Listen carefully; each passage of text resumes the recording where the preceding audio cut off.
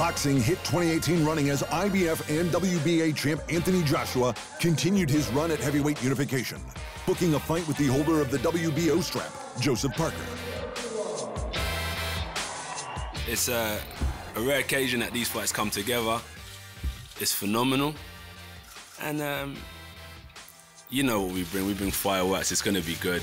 The other belt was also in play early, with WBC champ Deontay Wilder agreeing to fight the undefeated Cuban maestro, Luis Ortiz. I've spoken enough about Joshua. You know, we done said so much thus far, and it still haven't happened yet, which is okay. I know they're scared, but sometimes you got to overcome your fears. But right now, Ortiz, I'm coming for you, baby.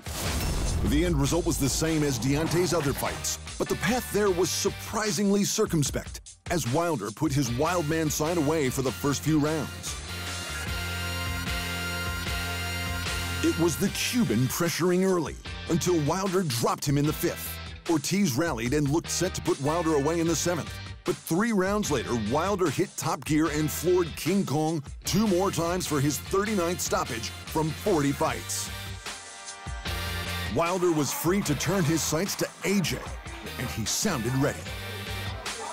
All I want to do is prove to the world that I am the best. I'm the baddest man on the planet, and hey, whenever they ready, we'll be ready. They talking about calling them. How many times we got to call them? All you got to do is pick up the phone. The other biggest fight of the year, middleweight rematch between Canelo Alvarez and Gennady Golovkin, was suddenly derailed when Canelo tested positive for a banned substance. As part of the voluntary testing program, one of Canelo's results came back positive for trace levels of clenbuterol, came the announcement from Canelo's promoter, Golden Boy. Alvarez blamed contaminated Mexican meat, but whatever the reason, his fight with Golovkin was postponed while he sorted out his trouble with the commission. Unified middleweight champ Golovkin was furious. "It's not Mexican meat," declared Triple G. "This is Canelo. This is his team. This is his promotion. Canelo is cheating." But that controversy was forgotten as the Anthony Joshua-Joseph Parker show rolled into town. Parker even brought his crew to liven up the weigh-in.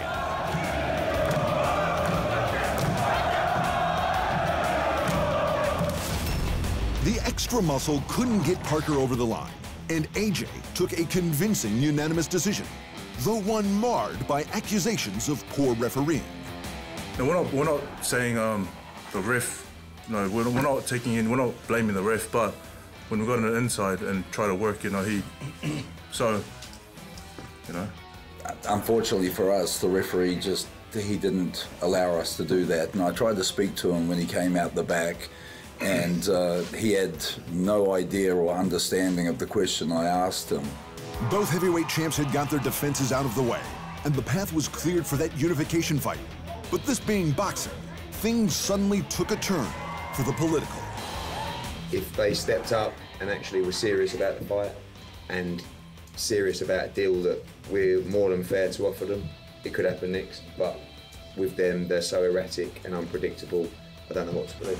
And everything went to chaos as the Mancunian master of mischief and lineal heavyweight champ Tyson Fury suddenly announced his return to the sport after 2 years away. And he had Deontay Wilder's name on his lips. It was really Deontay Wilder who spurred me on and gave me the ambition to return, because he said I couldn't do it. He said, definitely not Tyson Fury's done. In the meantime, Gennady Golovkin took his frustration with Canelo Alvarez out on poor Venus Martirosyan, tying Bernard Hopkins for most consecutive middleweight world title defenses at 20 in the process. And the former cruiserweight champ Tony Bellew defied the odds again to stop the injury-free former heavyweight champ David Haye. It only took him 5 rounds, and the performance even had Bellew jumping into the heavyweight fray. I was hoping for a really hard fight, a war, and I was hoping he was going to beat the fight out of me. But you know, all he's done, he's just made the fire even worse. He's just added to the flames. And I just want to punch everything and fight the world, mate. I really do. I'd love Tyson Fury. I'd love to knock Tyson Fury out. Junior lightweight champ Vasyl Lomachenko finished the ring and WBC lightweight champ Jorge Linares in just his 12th pro fight to smash the previous record of 20 to win world titles in 3 divisions. And Adonis Stevenson remained the WBC light heavyweight champion after hanging in for a draw against the former super middleweight champ, Badou Jack.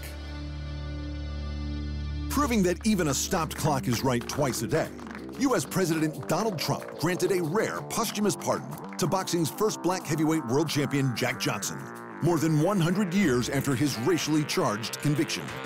Today, as president, I've issued an executive grant of clemency, a full pardon, posthumously, to John Arthur Jack Johnson. He was known as Jack Johnson, the first African-American heavyweight champion of the world, a truly great fighter. By this pardon being issued, that would help to rewrite history and erase the shame and the humiliation that my family felt for my uncle, a great hero, being imprisoned unjustly.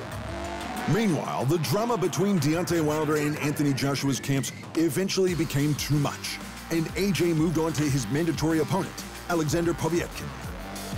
WBA had enough, they'd waited too long for Deontay Wilder, and we move on and fight Alexander Povetkin, which is a probably equally as dangerous fight. And by mid-year, Alvarez and Golovkin had finally managed to eke out terms for their rematch, though the negotiations had left both formerly respectful fighters bitter and angry. Yes, absolutely, it's changed from the first fight. Totally. They